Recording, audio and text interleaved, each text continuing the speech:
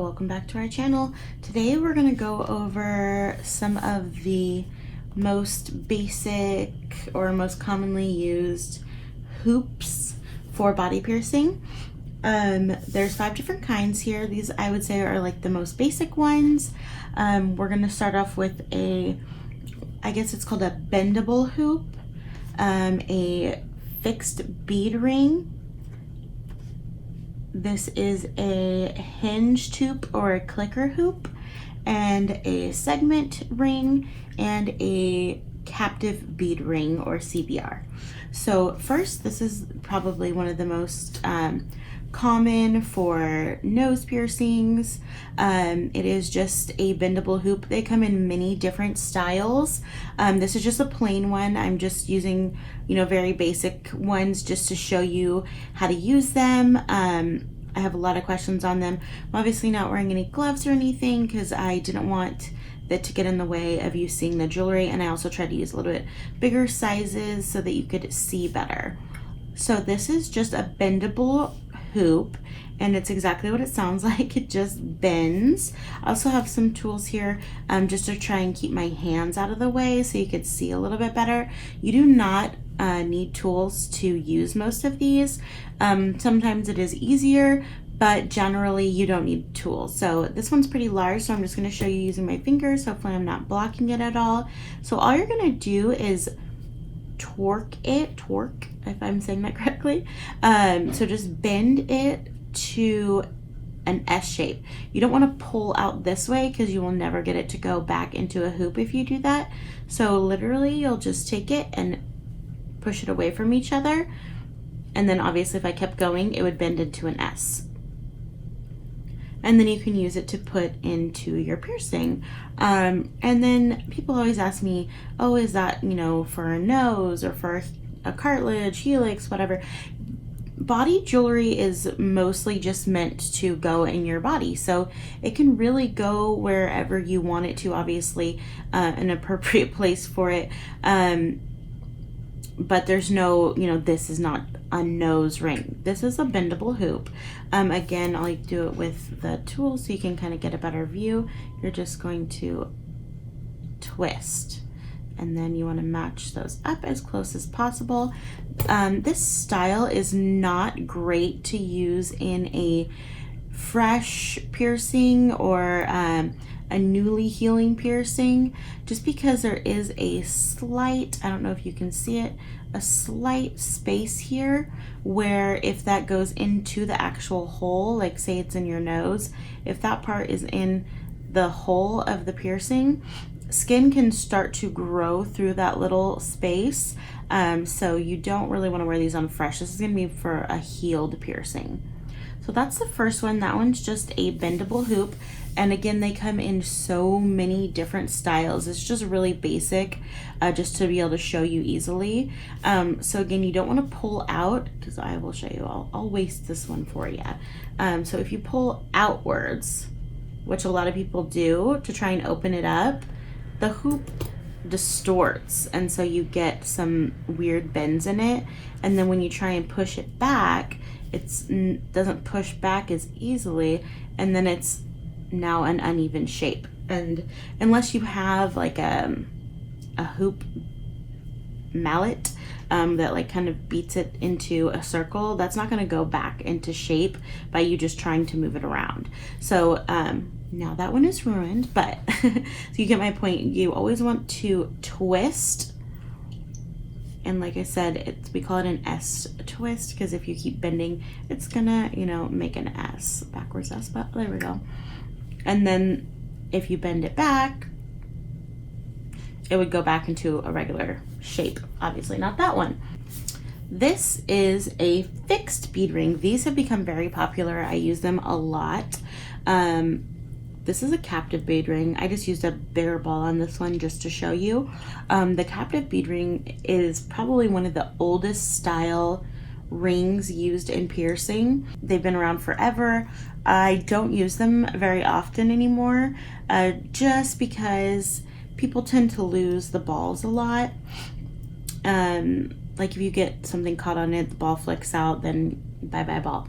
But this is kind of a newer style. It is a fixed bead ring, so the bead is fixed to the jewelry on one side and the other side moves. So it's the same style as the bendable. I'm going to use a tool so my hands don't get in the way. So you hold one side and then the other side bends, and you do the same S bend, and then this side the bead is actually fixed on there, so you'll never lose the ball. It's a really nice and easy way to use, and these can be used for initial piercings because there is a divot in the ball, just like a captive bead ring that the jewelry sits in, so you have no, I don't know if you can actually see that. Oop, and then I shook the camera.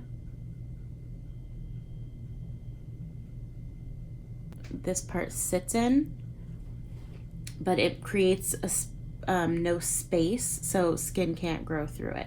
So it actually sits in that little divot. Hopefully you can see that. So that is a fixed bead ring. Those are very popular now. Next up, this is a hinged hoop or clicker style. I really like these. They're nice because they have no pieces to lose, but you still get a full hoop. So all you do for these is, it's just like it sounds. It's just a hinge. So you got to find where the little hinge is. It's so little you can barely see it. It's just right there, that little hinge. And then on the other side, it's going to click open.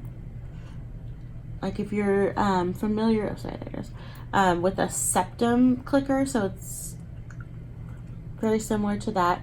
There's a little nipple on one side, and it's going to fit into the other side and click into there.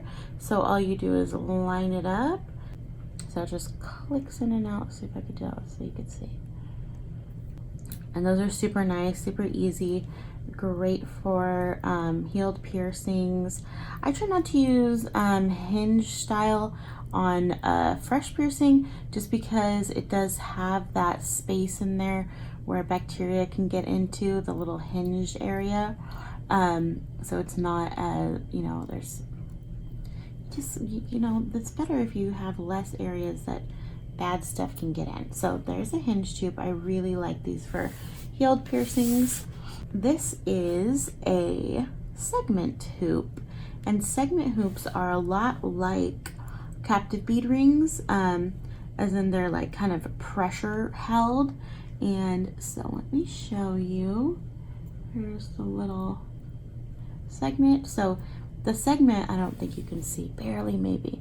There's a little creases here. So this piece is going to pop out. So it just pops right out. You put your jewelry in, and then you pop it back in. These ones are much easier to put in with tools. I do put them in without tools all the time. Again, these have little nipples on them, so they're going to fit right into these edges here. So like put it on one side, and then they just pop into the other side. So this is kind of like a pop-in style. Keeps its shape very well. Super nice, smooth surface. The only issue with this kind of style is, again, you can lose these pieces if it were to fall out. So that is a segment ring. And then the classic captive bead ring, or CBR, you may have heard it be called. So these are pressurized, the little ball.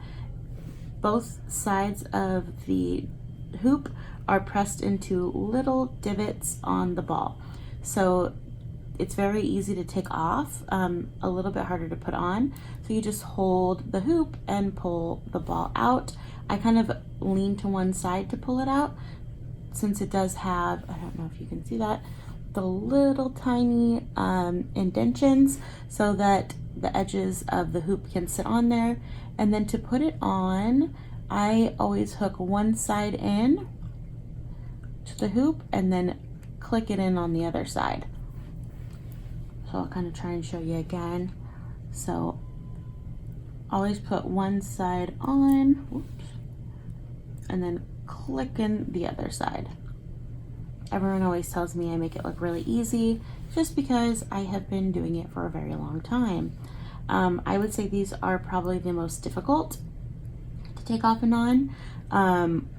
I think that's probably why most piercers or most jewelry companies have switched over to the fixed bead ring. They're just a lot easier, especially for clients to use that don't have any tools or anything, or just don't have the experience.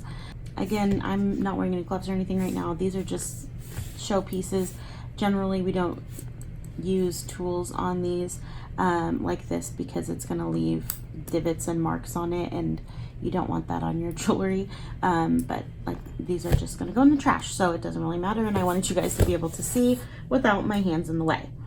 Hopefully you guys learned something new and are able to figure out how to take your hoop jewelry in and out, or see which kind of jewelry it is that you like or want to get for your piercing. Hope you have a great day.